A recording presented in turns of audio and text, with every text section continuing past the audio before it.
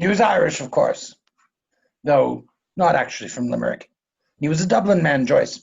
Everyone knows that. Couldn't have written the book without it. There was a young man from Dublin, Tum Trublin. No, I used to have quite a knack for it. But there's little encouragement for that sort of thing in the consular service. Not a great patron of poetry, this service. Didn't push it, never made a feature of it. I mean, you'd never say that the facility for rhyme and meter was the sine qua non of advancement in the consular service. Or didn't discourage it, I'm not saying that.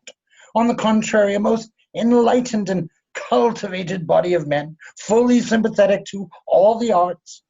Look no further than the occasion that brought us together, me and Joyce, brought him to this room, full support, a theatrical event of the first water, great success, personal triumph in the demanding role of Ernest. No, not Ernest, the other one. In at the top, have we got the cucumber sandwiches for Lady Bracknell? Yeah. Notwithstanding the unfortunate consequences. Irish lout. Not one to bear a grudge, however. No, not after all these years and him dead in the cemetery up the hill. No hard feelings either side. Unpleasant as it is to be dragged through the courts for a few francs, though it wasn't the money or the trousers for that matter. But be that as it may, all in all, truth be told, the encouragement of poetry was not the primary concern of the British consulate in Zurich in 1917, and now I've lost my knack for it. Too late to go back for it. Alas, and alack for it. But I digress. No apologies required. Constant digression being the saving grace of senile reminiscence. My memoirs, is it then? Yes. Life and Times. Friend of the famous. Memories of James Joyce. The James Joyce I knew. Through the courts with James Joyce. What was he like, James Joyce? I am often asked. It is true that I knew him well at the height of his powers, his genius in full flood in the making of Ulysses, before publication and fame turned him into a public monument for pilgrim cameras, more often than not in a velvet smoking jacket of an unknown color, photography being a black and white affair in those days, but probably real blue, if not empirical purple, and sniffing a bunch of sultry violets that positively defy development. Don't go on. Do it in my head. Caviar for the general public. Now then, Memories of James Joyce is coming. To those of us who knew him, Joyce's genius was never in doubt. To be in his presence was to be aware of an amazing intellect bent on shaping itself into the permanent form of its own monument, the book the world now knows as Ulysses. Though at that time we were still calling it, I hope memory serves, by its original title, Elasticated Bloomers. A prudish, prudent man, Joyce, in no way profligate or vulgar, and yet convivial without being spendthrift, and yet without primness towards hard currency in all its transmutable and transferable forms and denominations, of which, however, he demanded only a sufficiency from the world at large, exhibiting a monkish unconcern for worldly and bodily comforts without, at the same time, shutting himself off from the richness of human society, whose temptations, on the other hand, he met with an ascetic disregard, tempered only by sudden and catastrophic aberrations. In short, a complex personality, an enigma, a contradictory spokesman for the truth, an obsessive litigant, and yet an essentially private man who wished his total indifference to public notice to be universally recognized. In short, a liar and a hypocrite, a tight-fisted, sponging, fornicating drunk, not worth the paper. That's that bit done. Further recollections of a consular official in whitest Switzerland. The ups and downs of consular life in Zurich during the Great War. A sketch.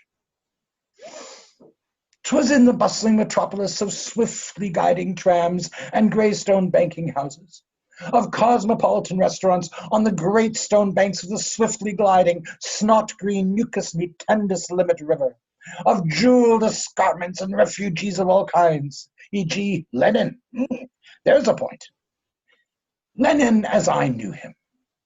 The Lenin I knew. Halfway to the Finland station with V.I. Lenin. A sketch. I well remember the first time I met Lenin, or as he was known on his library ticket, Vladimir Ilyich Ulyanov. To be in his presence was to be aware of a complex personality, enigmatic, magnetic, but not, I think, astigmatic, his piercing brown, if memory serves, eyes, giving no hint of it. An essentially simple man, and yet an intellectual theoretician bent, as I was already aware, on the seemingly impossible task of reshaping the civilized world into a federation of standing committees of workers' deputies. As I shook the hand of this dynamic, gnomic, and yet not, I think, anemic stranger, who with his fine head of blonde hair falling over his forehead had the clean-shaven look of a Scandinavian seafaring. Hello, hello, got the wrong chap, has he? Take no notice. It'll all come out in the wash. That's the art of it. Fact of the matter, who, without benefit of historical perspective in a photograph album, red square packed to the corners, stickers with camaraderie, and now for our main speaker, balding, bearded in a three-piece suit. Good God, if it isn't Ulyanov. Knew him well. Always sat between the window and economics, A to K, etc. Well, take away all that. And who was he to Radek, or Radek to him, or Martov, or Martinov, Plekhanov, or he to Ulyanov, for that matter, in Zurich in 1917? Cafe conspirators. So what? Snowballs in hell. Snowballs at all, Lenin. He had only one chance in a million. Remember the time they had that meeting? Social Democrats for Civil War in Europe. Total attendance, 4. Ulyanov, Mrs. Ulyanov, Zinoviev, and a police spy. And now they want to know what he was like. What he was like, Lenin, I am often asked. To those of us who knew him, Lenin's greatness was never in doubt. So why didn't you put a pound on him? You'd be a millionaire like that chap who bet 6 pence against the Titanic. No.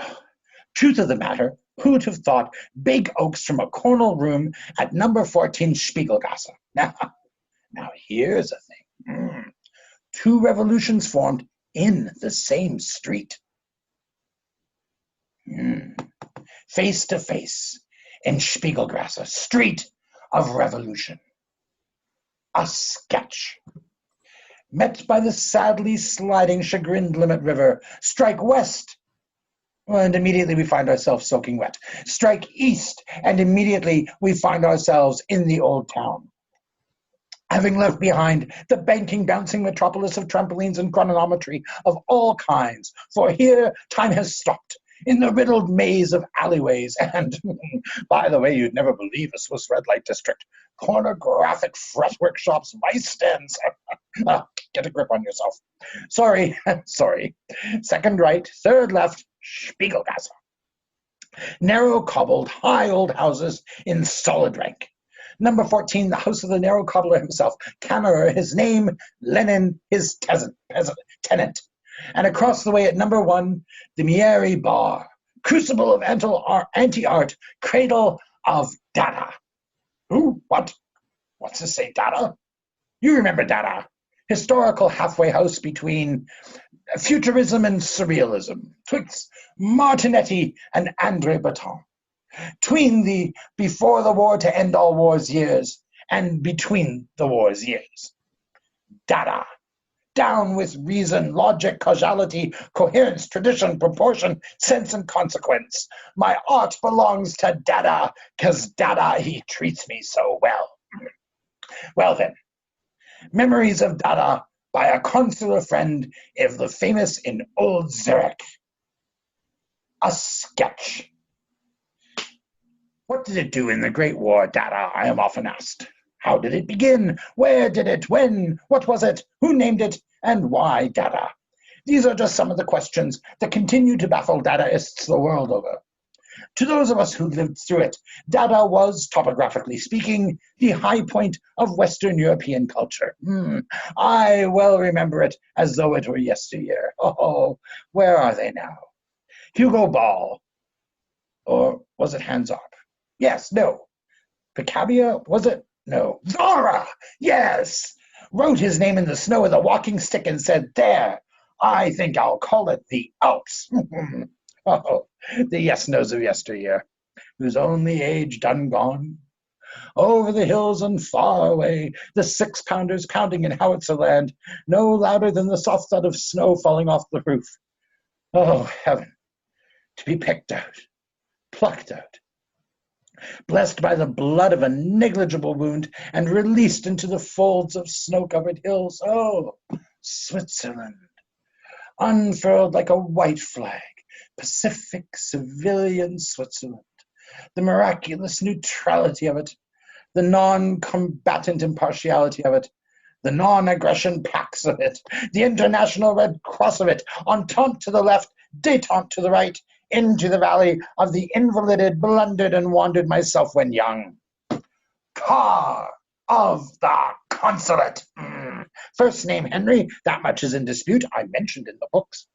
For the rest, I'd be willing to enter a discussion, but not if you don't mind correspondence, into matters of detail and chronology. I stand open to correction at all points, except for my height, which can't be far off, and the success of my performance, which I remember clearly, in the demanding role of Ernest. Oh, no, not Ernest, the other one,